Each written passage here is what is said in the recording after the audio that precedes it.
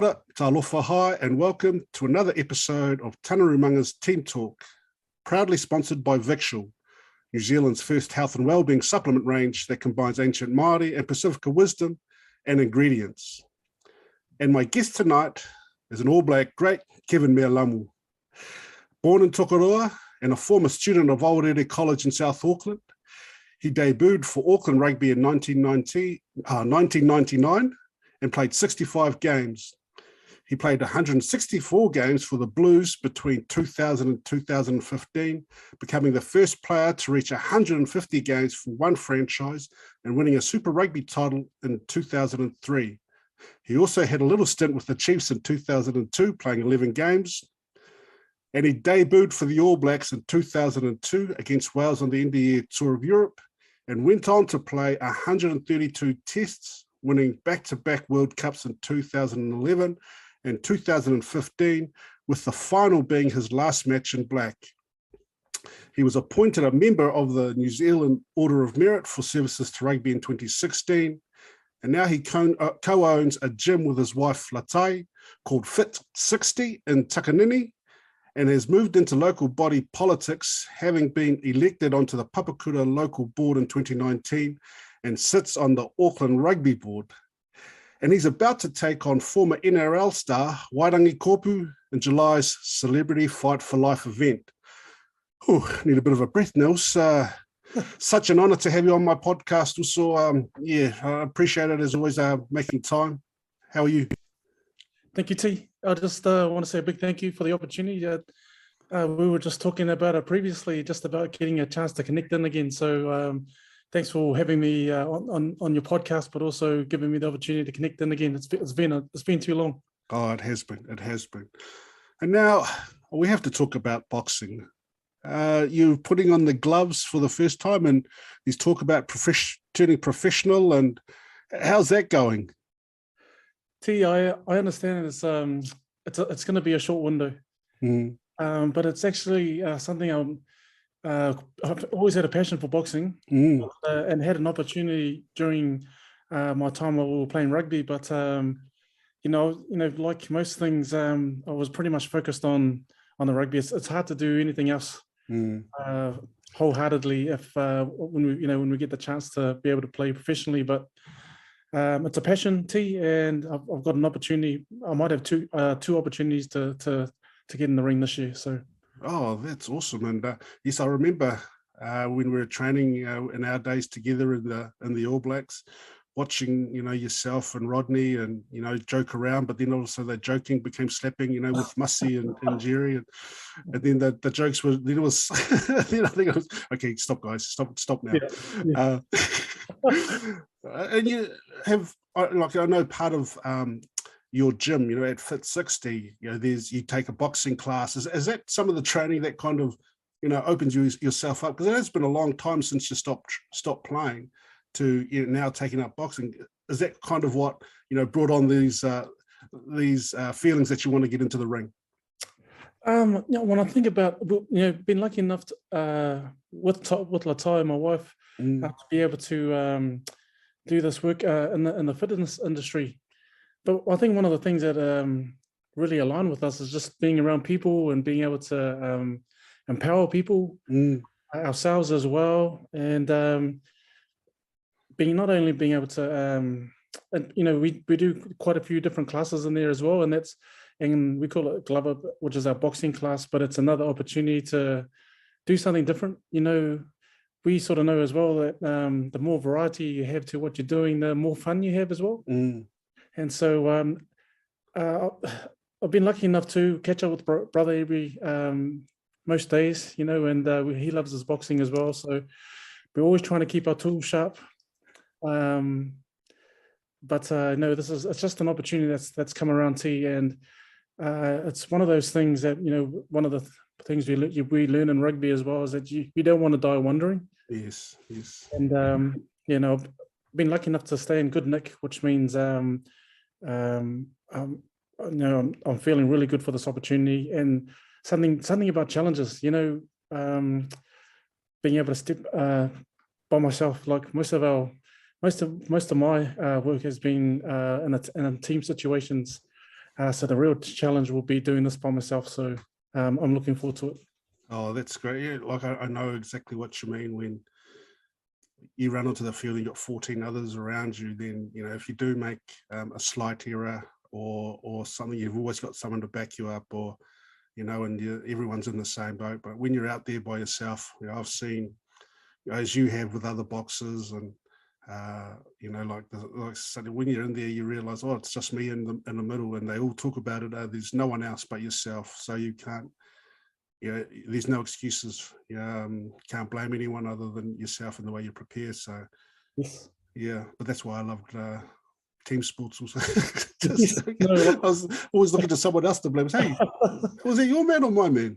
no, definitely. It was always, no, see, you know, I'll just, if you could just have a little opportunity as well, like you were definitely someone we looked up to. And I was really lucky to be able to, you know, my time when I came through as an All Black, to be able to have you, you one of the first captains that I was lucky enough to play under. And you were always someone that you could always come down and talk to us. When I say come down to talk to us, I was still a newbie in the All Blacks, but you spoke to us like we were just, we had been there for a long time. And these are the conversations that as I got older as an All Black, wanted to try and do the same thing, T. So big thank you to you, T, for being able to guide a lot of us young All Blacks in our time. And then we just wanted to carry on some of the good work you did as well. Oh, no, I appreciate those kind words, Kevin. And it's quite funny, like, you know, my next question was, you know, being named in the All Blacks in 2002 for the end of year tour. You know, how was that feeling, you know, when you were named, and, you know, what was happening around you at that time? Was, you know, sitting with family or LATAI, and, you know? We were super excited. See, you know, it's something that as a youngster we dream big of one day being able to be an All Black, and we were lucky enough to just come off an EPC championship, and so we were celebrating that the whole team had gone over to Waiheke. And back in those days, I feel real old saying this, but we're listening to a transistor, a radio. So just amazing. We were under the marquee, and they had the radio going, and we listened on to the announcement over the radio. So there was a couple of us from the Auckland squad, and yeah, it's especially when you get a chance to look back and reflect as well. It's these are moments that it's awesome that we can share these with special people that have helped us along the journey as well, T. Yeah, oh, exactly. And I have a vivid memory, you know, of that tour. It was in Wales too. You know, it was yourself and I think it was your shadow on that tour, Bradley Mika, and you know, I think I was, as an older statesman, you know, I hadn't talked to you in a while, but you said coming down the lift in the Marriott, and we got oh no, we were going because we were in the lift together, so, you know, I was chatting to you and just about how's it going, you know, what's been happening, and you didn't say much. That's what I remember. We having but all like just the giggling, you know. I could see you having a discussion. I think because one of the other coaches was in there with us.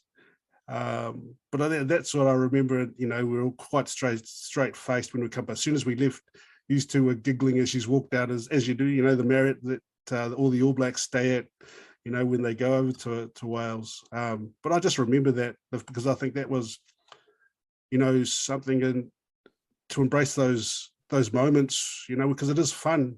It's meant to be fun making the All Black, when you, even though it's a pressure situation.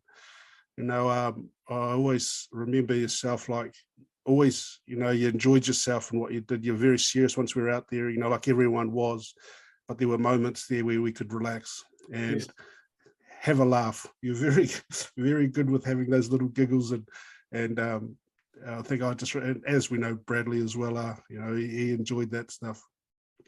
T, I think about it too, like, you know, things can happen really quick on rugby. And so, you know, the year before I was, that year that I became an All Black, I was down playing at the Chiefs. I started playing for the Blues, and, you know, I was small, and I was on the bench for the first couple of years with the Blues, And I was like, I knew I took it for granted. And so when I missed out and went down to the Chiefs, I worked really hard down there. And by the end of the year, I was an All Black. So when I think about us, myself and Bradley in the lift with you, things happen really quickly. But we're standing next to one of our idols. So when you're asking us questions, we're like, man, can't believe he's our teammate now. So.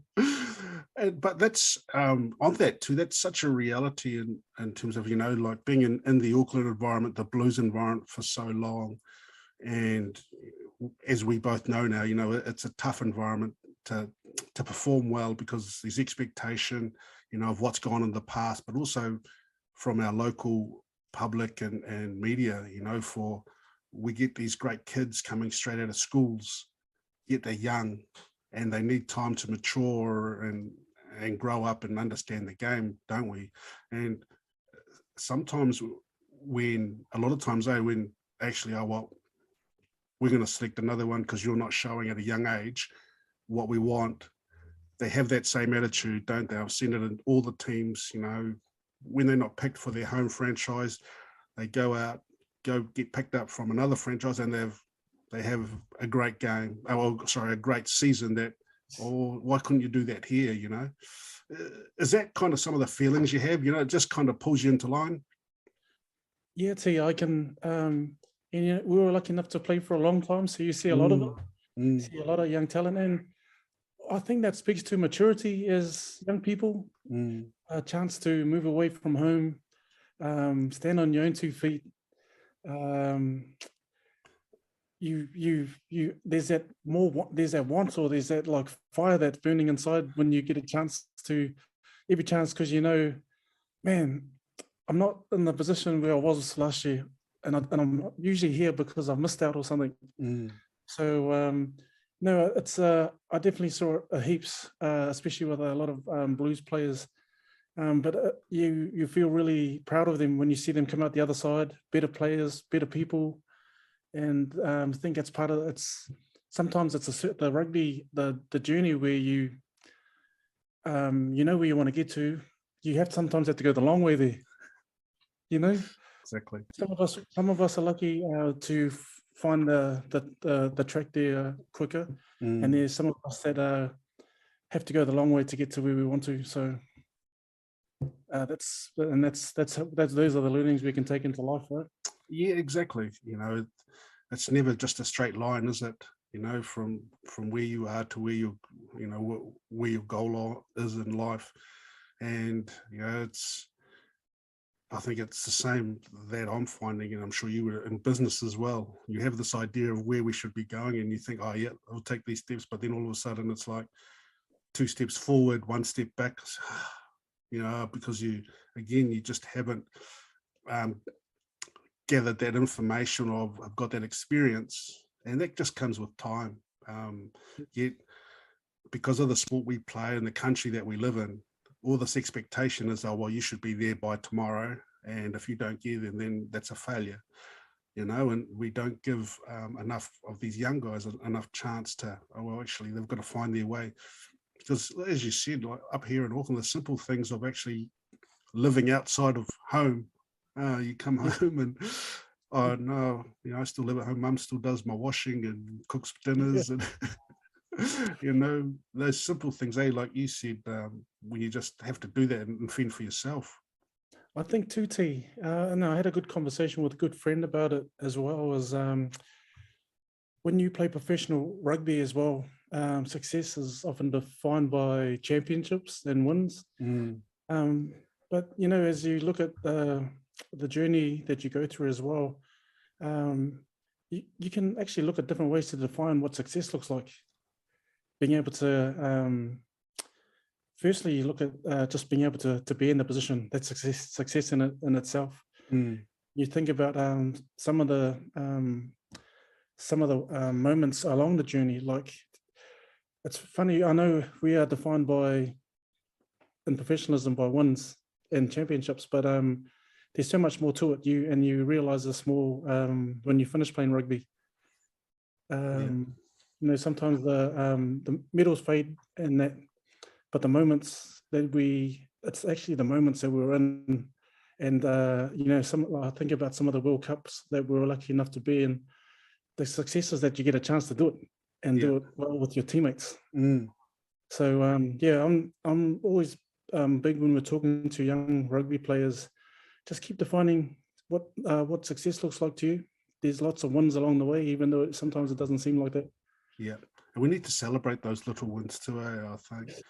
I know that's something that we discussed a lot. You know, in our time, you know, we were so everything's about the win on the end of the, you know, on the sad day, and yet, you know, these little wins that you need to be celebrated, milestones along the way that we still need to remember, you know, for our players and our people that are involved, because those are important too. But again, no one defines, you know, the outside world doesn't define you by those. It's just about, you know, as you said, those successes on the weekend. And I think, like, in terms of, you know, you talked about that, the leadership, you know, you captained the Blues and the All Blacks. You know, what was that feeling like when, I always get asked this question. So, you know, what was it like when you got were named to captain the All Blacks? You know, what was the reaction from your family?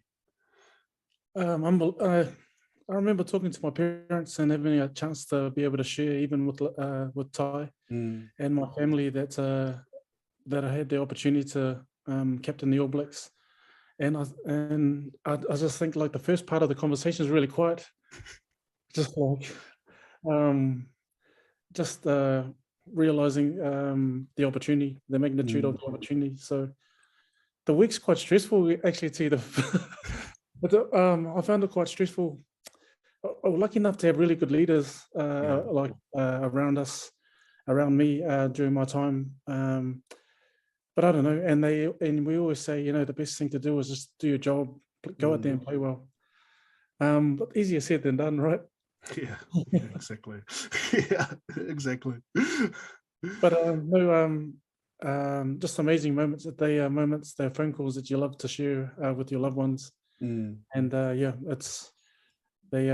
thanks for bringing it up to you. It brings joy thinking about those moments. So, you know, they're awesome moments to share with my family. I remember when I was captain, and you played so well against South Africa every time we played them. But my first time as captain, and we were down in Christchurch, you know, it was a tough game. And I think, you know, you must have said it to me a few times in Test rugby, you know, when it was, you know, in the tight games. And I'd come and talk to the forwards, boys, come on, let's go. We've got to get this. And you'd always come back, don't worry, T, we got you. Thank you. Hey, and you know, as a captain, to get something back, some feedback when you are trying to say something positive or get, you know, motivate the group, but just to have someone return fire and says, yep, we got you. It just makes you feel, oh, they're on, you know, like it's like, oh, that was for nothing, you know, that wasn't for nothing, and they're on board. You know what I mean? Is that how you find it? I love that, T. I love when you're seeing your teammates around you stepping up. And we say captain, but and it's like the C that goes next to your name, but you know, on the field there's so many there's some real key guys on there that are really going to help make sure that we play really well. So you pull those guys close, you have good conversations with them during the week so that you stay aligned throughout the week. And when you see things come to fruition, it's man, it's a sweet spot. It's a sweet spot, AT. That's right. Like you say, you work so hard during the week, and then when you see it on the field, you know, exactly, there's nothing better feeling when you know you've put the work in and you're starting to see the fruition, you come to fruition on the, you know, again on the sad day. I'm just thinking, I love to watch you again. I was the older guy, you know, and your little 3 meter pick and goes that you and Richie used to always have at the end of training. I don't think anyone picked up on that, but I just used to sit and be amazed. I think you two, and was it Rodney? Might have been. I think you even had the props sometimes, but they couldn't, you know, 3 meter to do a pick and go try and use how amazingly strong, you, Richie, and Rod is getting under, but you especially, it was like they'd dive on you and then you'd just squat them back up, as you got into bear crawl them across the line. I was like, that's a good drill. I don't know if anyone else could do that drill though. It's little things, AT. Oh, exactly. And you're right, like we just see like some of our teammates doing things like their routines, and I always remember seeing like our kickers, and especially DC, when they'd like line up on the post and like doing banana kicks around. I'm just like, oh, amazing. But again, like you said, it's that little preparation, just doing those little, the 1%ers, as they say, Yes. and yeah, I just used to love sitting, because at that stage I was sitting down by then, watching everyone do these. Come on, guys, all these work-ons. I'm cold. I need to go home. Shower. Oh, it's getting old. We've talked. You won, as I said before, you won 2 World Cups, and were selected in 4. So I wanted to ask, what were the learnings that you took from 2003? You were the young man then, up to 2007, where you're kind of still making your way to, obviously the successes in 2011 and in 2015. I think I think about the 2 teams that we were in 2003 and 2007. You could look at them on paper and say like they were just as good as the ones 11 and 15. And there's so many things you get a chance to reflect back and look on, but I think one of the things that we worked on a lot on was just being able to, like, tournament rugby is different to playing World Cups are different to playing, like, how we play Tri-Nations or Championship, where it's just how many points you have at the end of a competition, rather than quarterfinals means you go home, semi-finals lose, go home, and so I think it's getting ourselves around what that pressure feels like and being able to handle that. I think that I think it was something that we sort of picked up on in 2003 and 2007, was that possibly we didn't handle those moments as well as we could have. Because every time I look at those 2 teams, I'm just like, man, those teams were like packed with like amazing players. We had those are amazing teams. And I suppose going through to 2011, there were still quite a few guys that were a part of those teams. So it's not only one person taking in experience, there's coaches taking in that experience as well, and a good handful of players. So I just think that those are moments, they hurt heaps.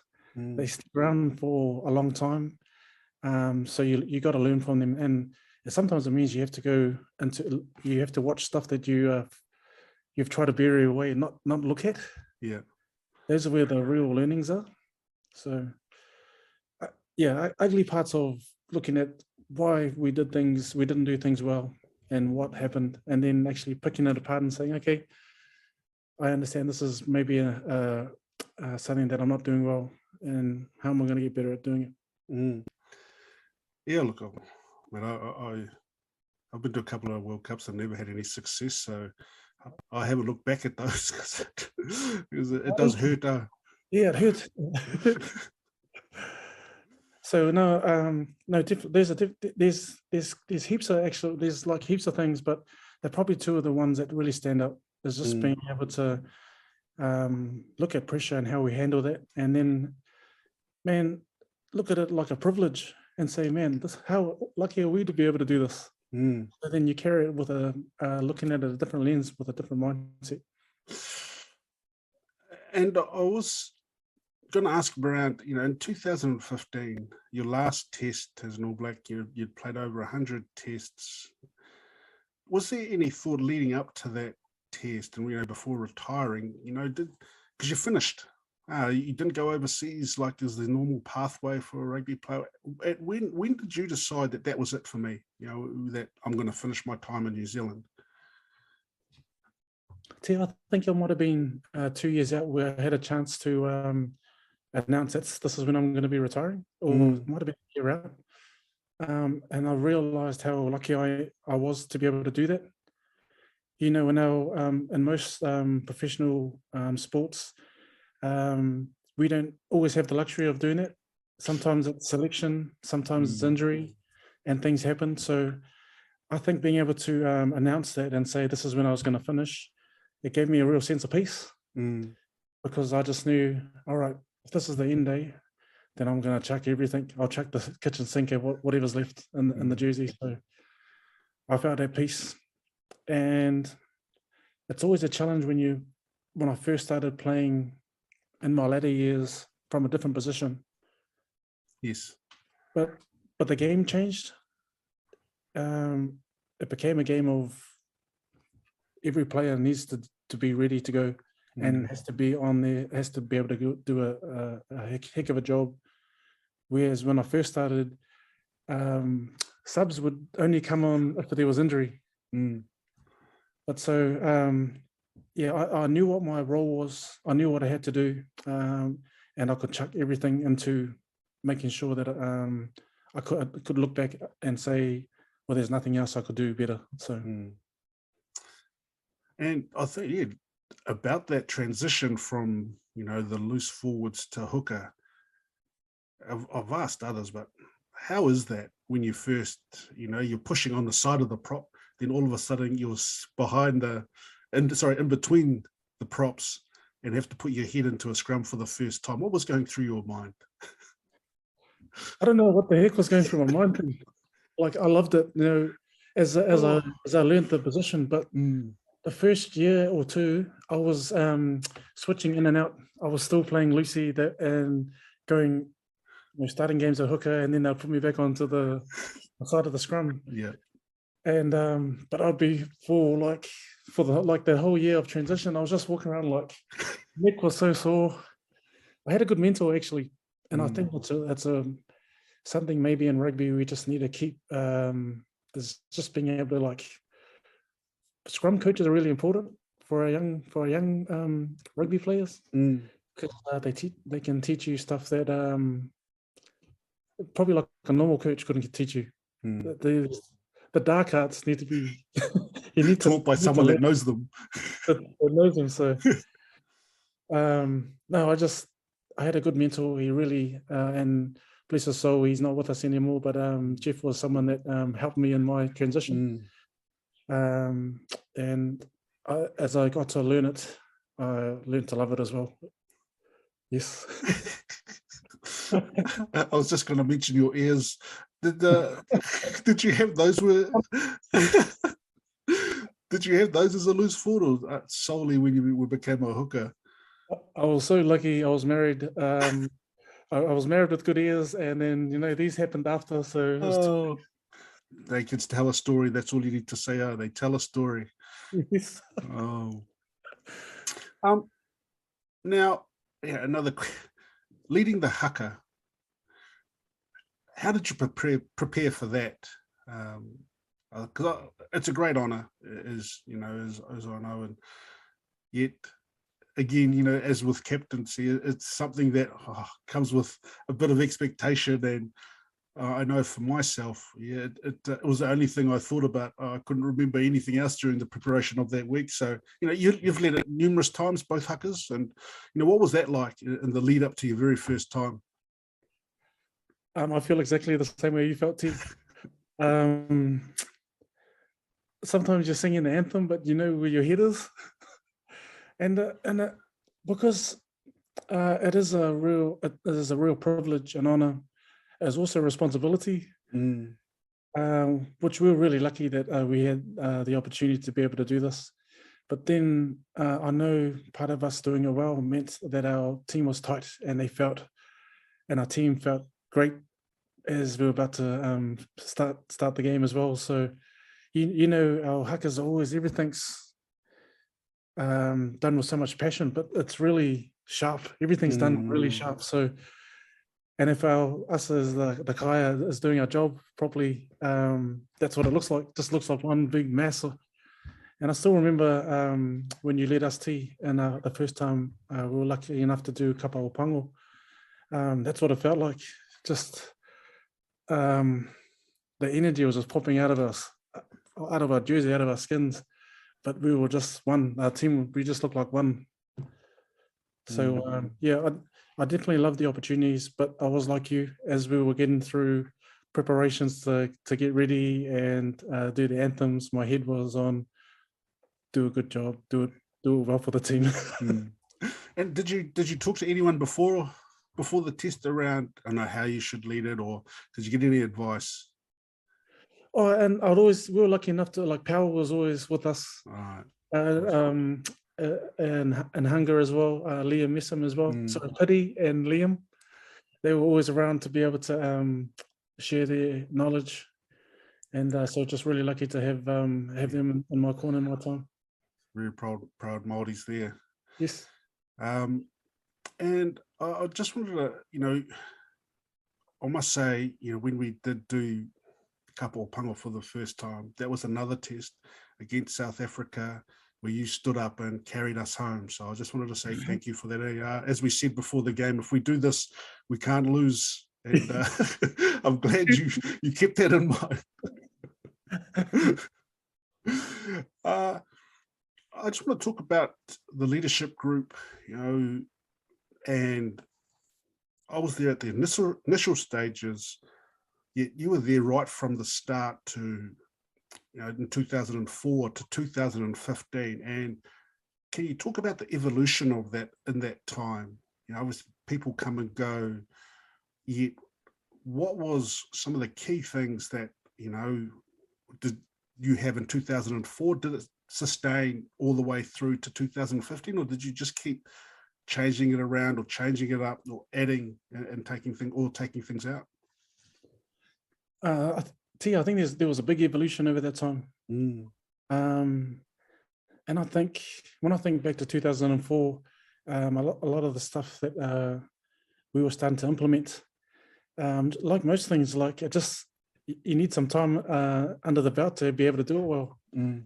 And when I think about 2004 as well, and it was probably that when you think about the insights of our coaches as well, like to be able to have some young players in their leadership group when they're older, some of the older players that have been in there a little bit longer were still leaders within the group, but having the coaches bring through these new leaders as well. So that we know that's always a tough transition when there's times of change. So firstly to our players that were in that part of that transition, thank you for their support, and also our coaches for having the insight to be able to do something that was totally left field. But then, like most things, I think just more time in that position to be able to learn. And we think about all the structures we have, all the different structures, all the mentoring and bringing new players through as well, us being at our best. They all done best when you've got time under the belt. So, as I look at our how getting through to 2015, there was actually a couple of us. There was still a handful of us that were there that have been part of the leadership for a long time. So there's just I totally believe it when they say there are just some things you can't buy. Yeah. And that experience, being able to be in there and also bring new leaders through as they come through and show their maturity in their leadership as well. I can just, maybe if there was one thing I could just put to that, is just that time in the saddle, the learnings, how you get that across. How do we get our learnings across? Because all the leaders have different ways of doing it. And I think it's good because when you look at a team of sometimes which could be 40, you need to be able to have leaders that can talk to players, because everyone hears things differently. So if it comes from, let's say if it came from me, sometimes we might need another leader like Richie to say it as well, and he might actually say it a different way, which captures other people as well. So yeah, no, definitely time under the belt, and that alignment of leaders is always a great thing. Being able to spend some time and make sure we're all on the same page. You know, in terms of leadership, from those experiences, what are the key things, you know, that you've taken away that you use now, you know, in your roles outside of rugby, you know? When I look at the work that I do at the moment, like it's all about people. That's probably the biggest thing we take out of leadership is how do we get everyone that we are working alongside or working with moving in the same direction. We come across a lot of people who are different to us and hear and see things and do things differently. But so how do we build a bridge that we can all walk over together? So whether that be through the language we talk or how we present things, that's probably one of the things I've learnt in my time as a leader in rugby is just built up with so many different people who do things differently, but we don't work properly if we're not all working the same way and we're not aligned. So it's probably the most important one for me. I know there's other things around, you know, there's always work ethic that we take out of. We know what sort of success comes from hard work. And we probably learned that from our parents as well. But definitely things around how we talk to people. Some people like it, you know, we had teammates that just like it. You just tell them straight and they love it. And then there's some of our teammates that we just have to be a little bit more, put an arm around them, support them through this, and they come out the other side of the woods even better. 100%. We'll go back. You know, you've announced, as you said before, that you're going to retire. When did you start planning for life after? You know, once you retired. You know, because again, you know, you've had you decided then that I'm going to finish here and that's it, hang those boots up for good, and what were you going to do after rugby? At what stage did you start planning that? I think it might have been 2012. Jeez. I went and knocked on Steve's door on one of our tours we were on, and it just said, I just put across to him like, this is what I'm thinking. Because at the last World Cup I was 36. So like, and I wasn't, you know, you never say that, oh, I'm going to be there. But it's good to, I think it was good to be able to air out, this is what I'm thinking of doing. Like I know selections, it's not in my hands, it's just the way I've got to do my part, which is play well. But being able to air it out and say, this is what I'm looking to do. I want to be able to do some of the things we talked about in 2010, 2011 about great teams go back to back. And it would be amazing if I had the opportunity to do that. And then, so you knock on Steve Hansen's door, and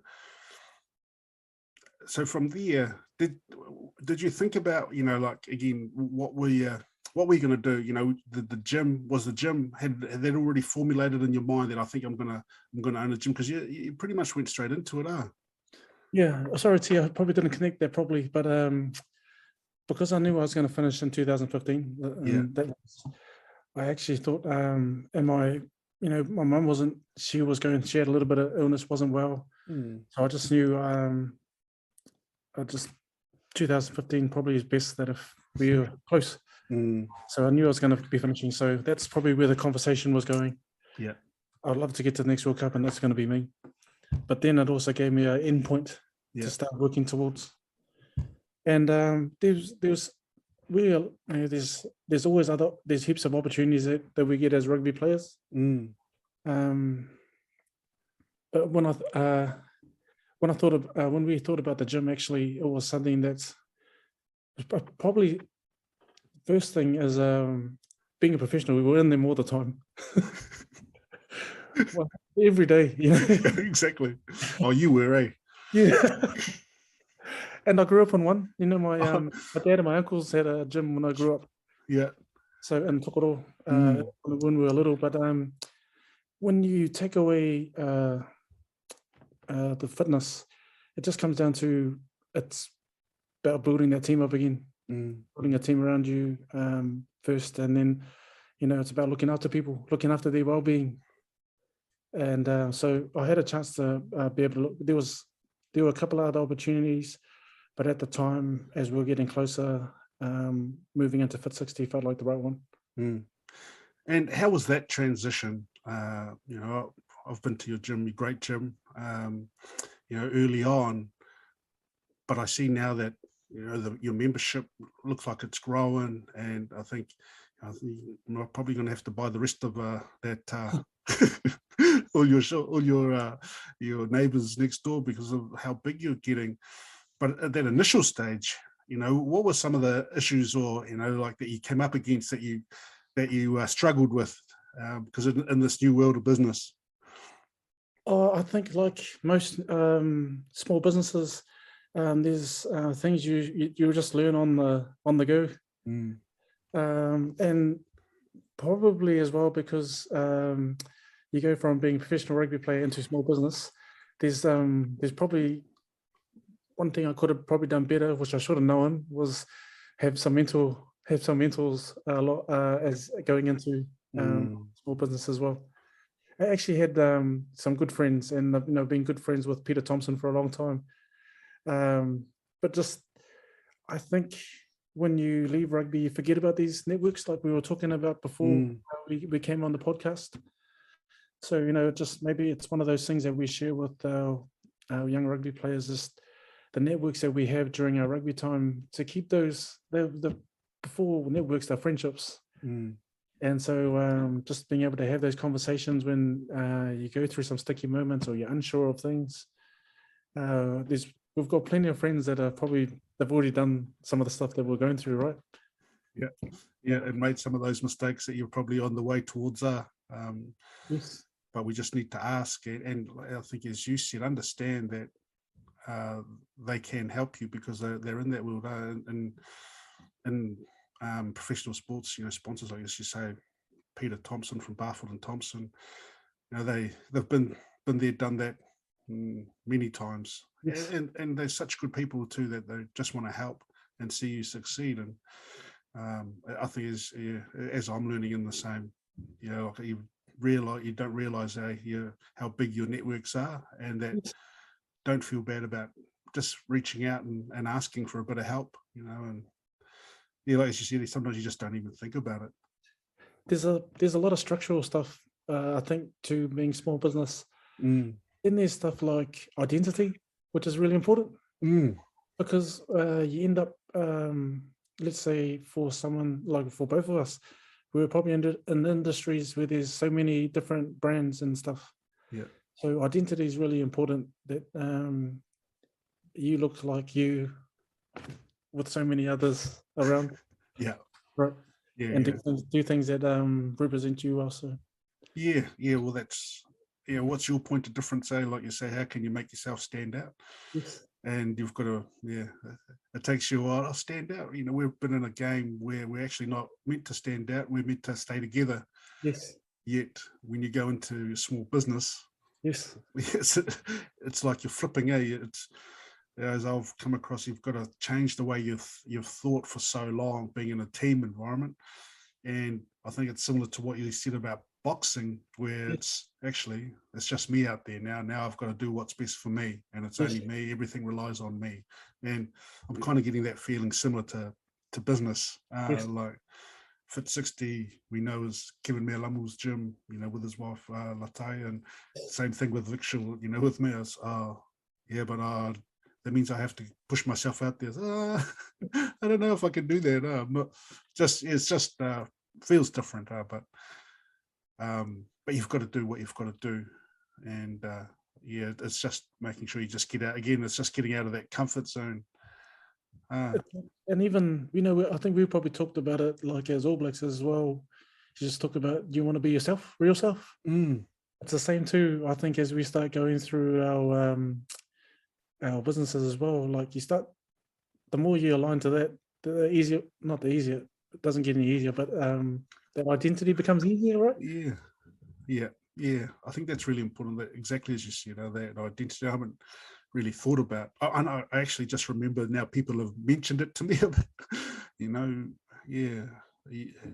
And it's got to come from your values and who you are too, doesn't it? Your identity has to be based around. It can't be made up, like you say, real self, authenticity, authentic. That's the word. It's got to be real. Wise man, you're a wise man. So now you've talked about business. Now, I'm really interested to understand your standing on as a counsellor on within Papakura.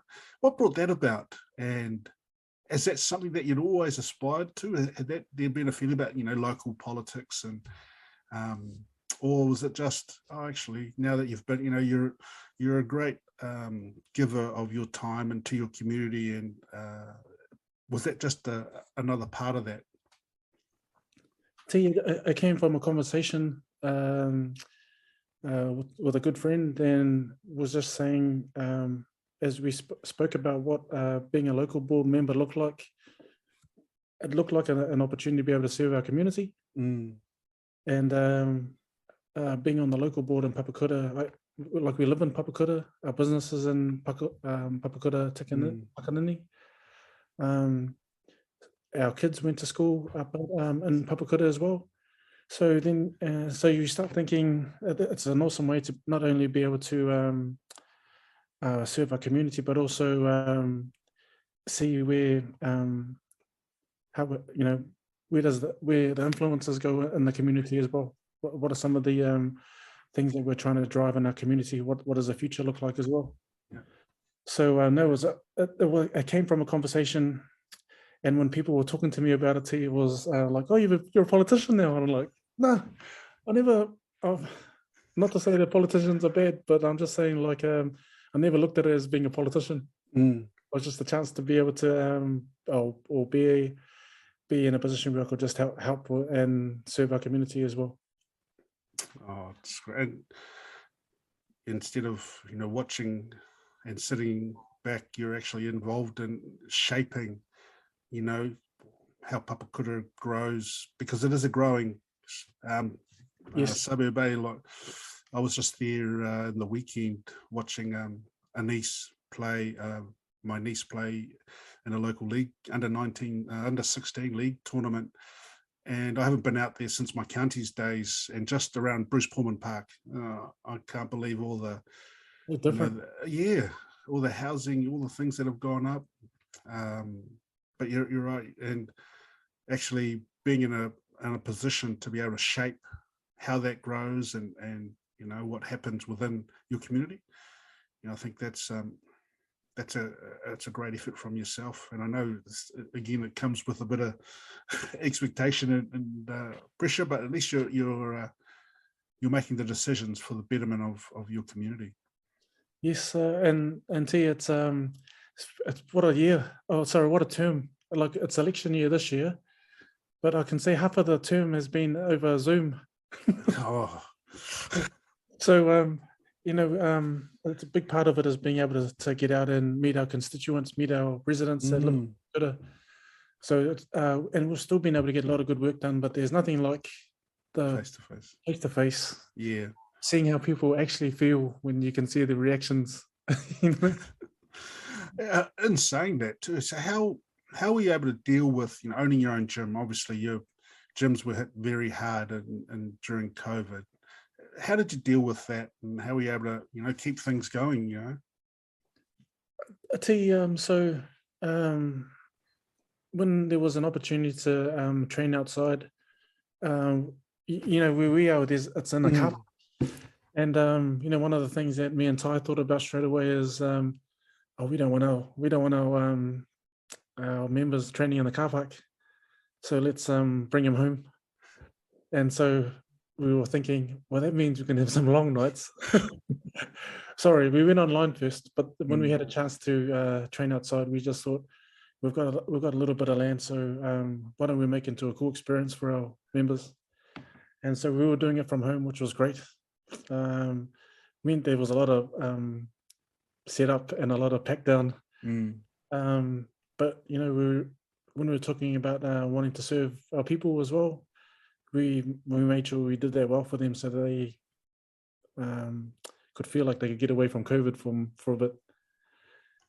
And so that, you know, just the opportunity to be able to do that was awesome. And there were, you know, obviously, like most businesses as well, there's challenges with vaccines and stuff, but we do our best to try and serve as everyone.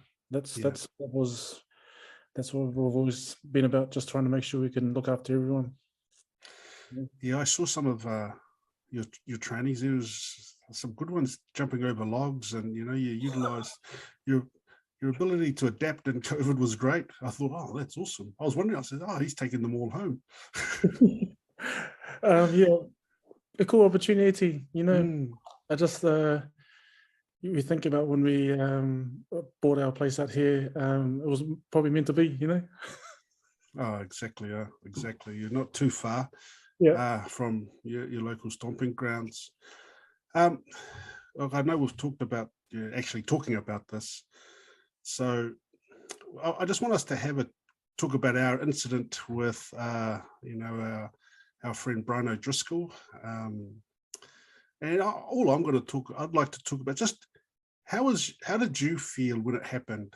You know, obviously the incident's happened. I don't want to talk about that because it's happened, it's done. But just, you know, all the backlash afterwards, you know, and how did you cope with that, or how did you deal with that?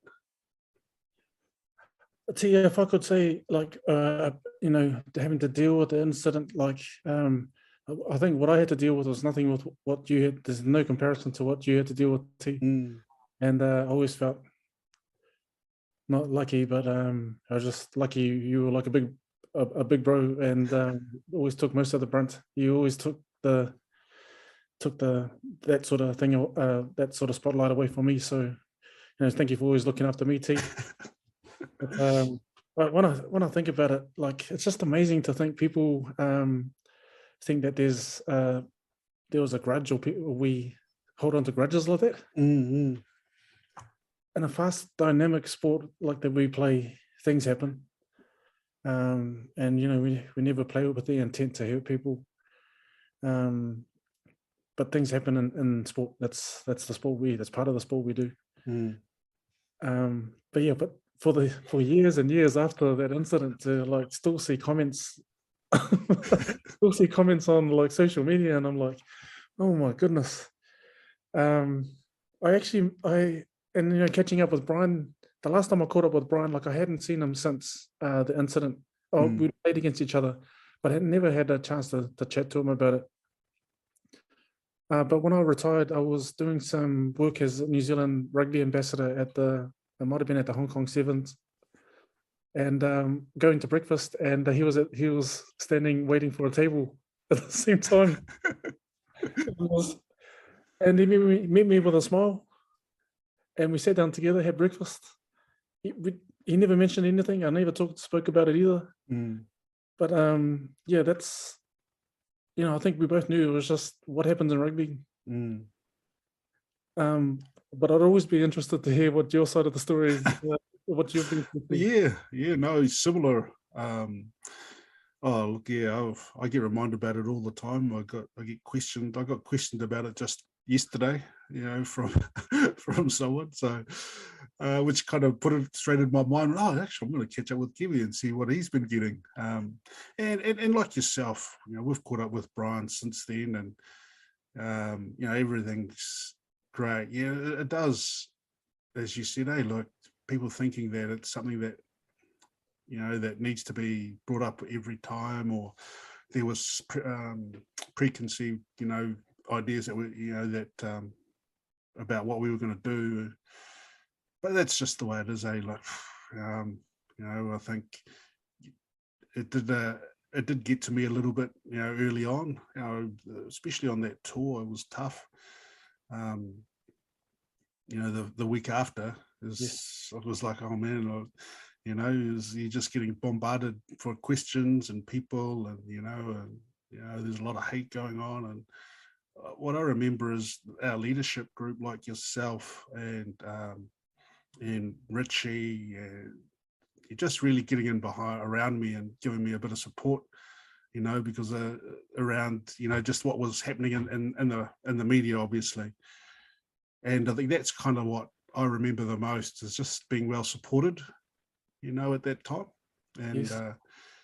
and we got what we got out of it. Yet now it's just, it doesn't happen often, but it's always a good the questions coming out. So I always like to say that, me and Brian, we always share a good Guinness, and we had last time we caught up, we had nice dinner, and in Dublin. So I think everything's good now. I think we can put it behind us. But oh no, I just thought, us getting together, we never have really talked about it since we were in that room after the game. What's happening? Hey, what's happening? It was definitely 3 or 4 nights of not sleeping because not sure what was happening. Yeah, that's right.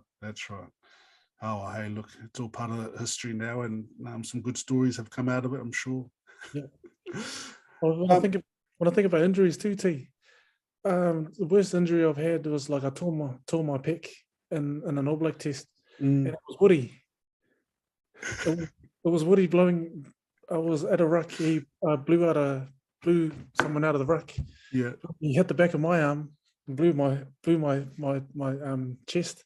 So you just know it happens. It doesn't happen in sport. Yeah, that's right. We're such a dynamic sport. Clumsy people. Oh, and you know what?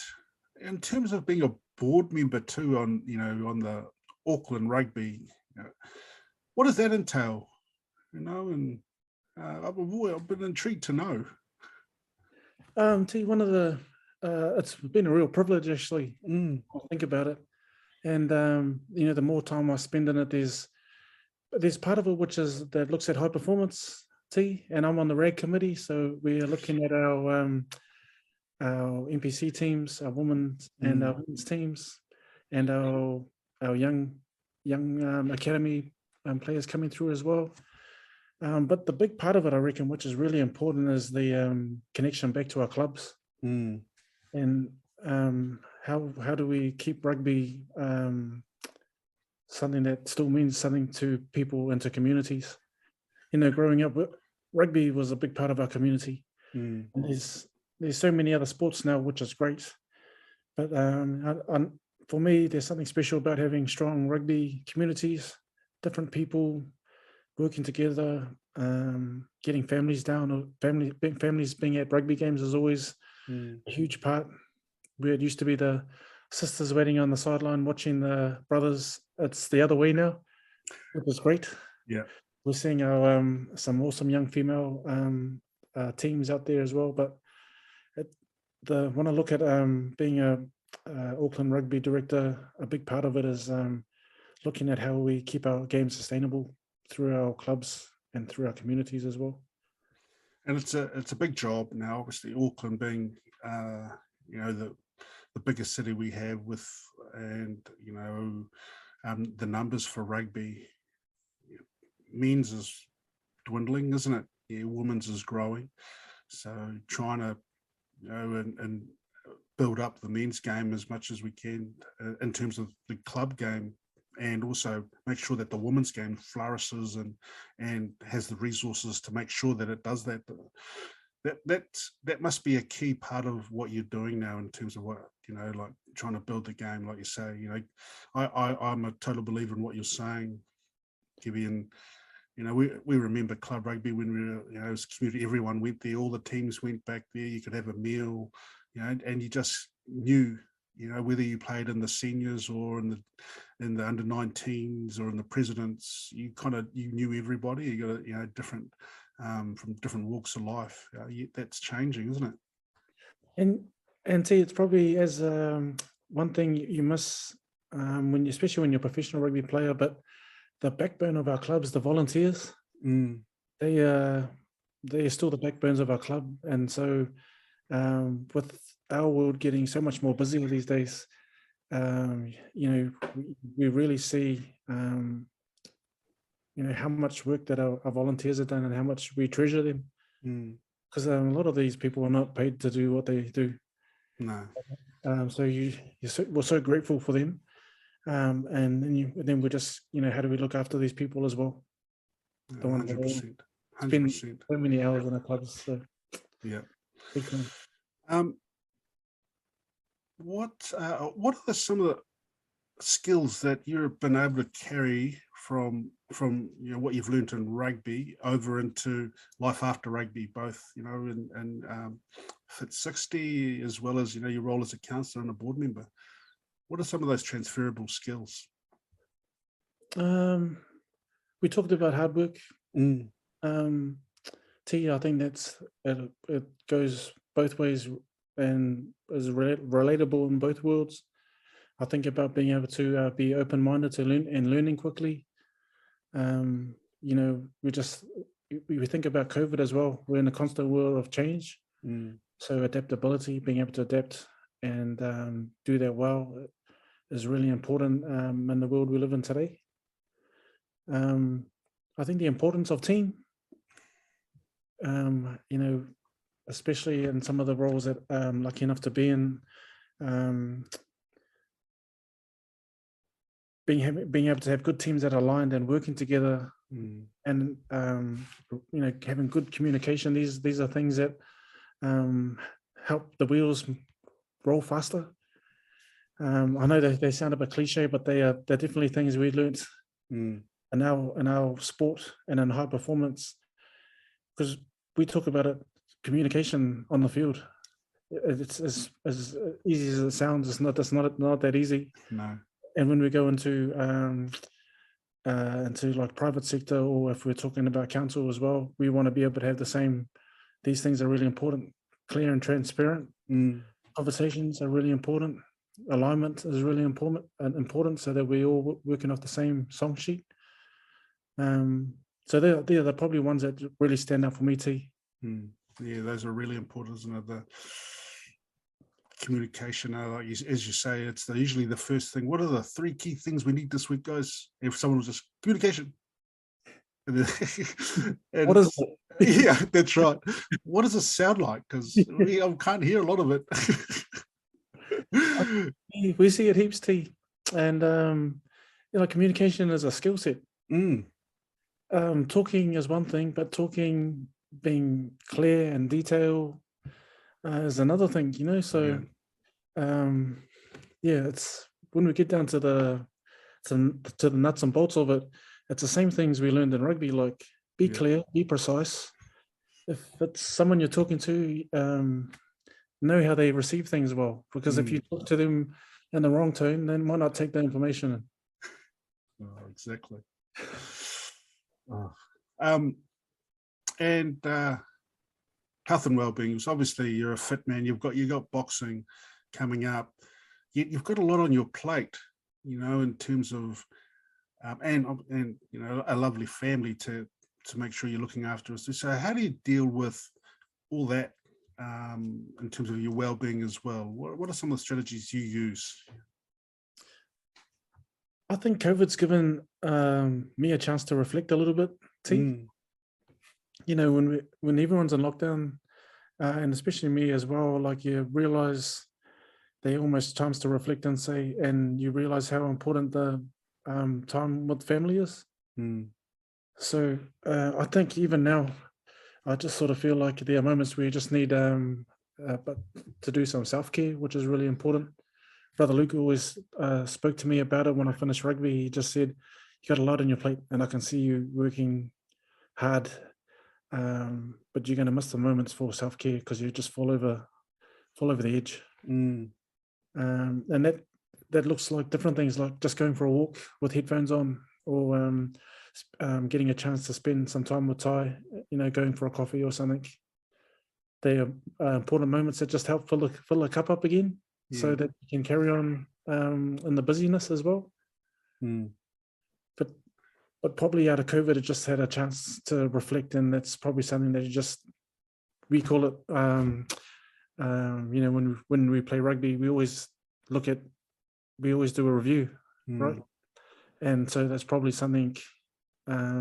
Possibly when my weeks get busy, is a chance to reflect, which is probably what we do outside rugby.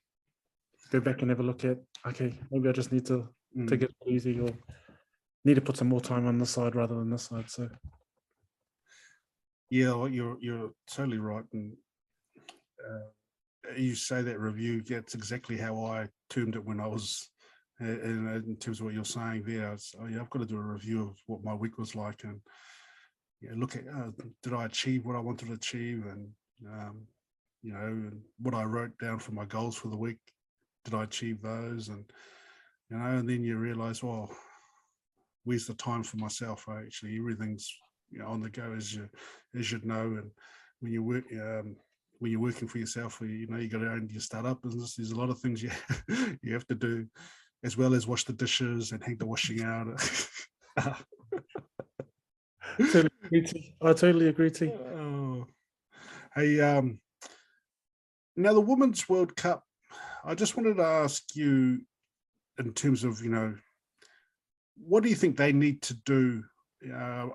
It's been obviously a tough few months for them recently, but they've got the World Cup, and how can we get in behind them, and what do you think they need to do, to get the result that they're looking for? Because they're running short on time.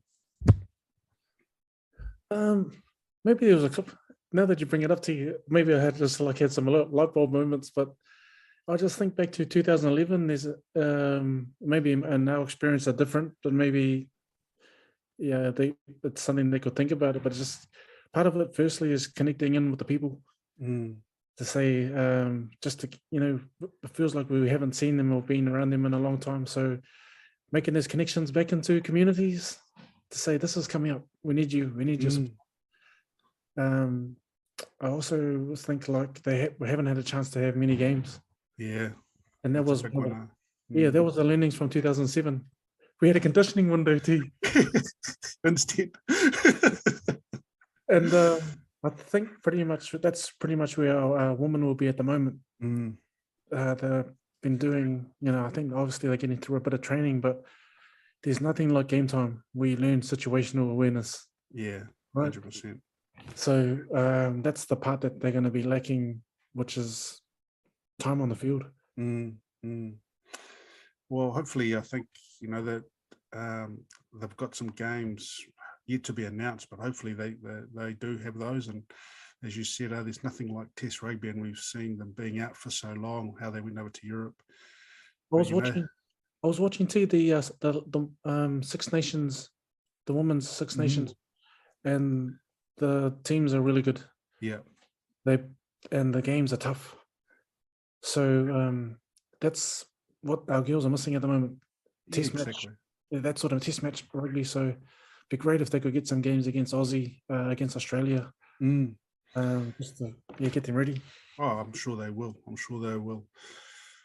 Hey, we wish all the women the best for the World Cup. I know we'll be watching. It's all up here in Auckland. There's no excuse for us not to go. Definitely, I'm there.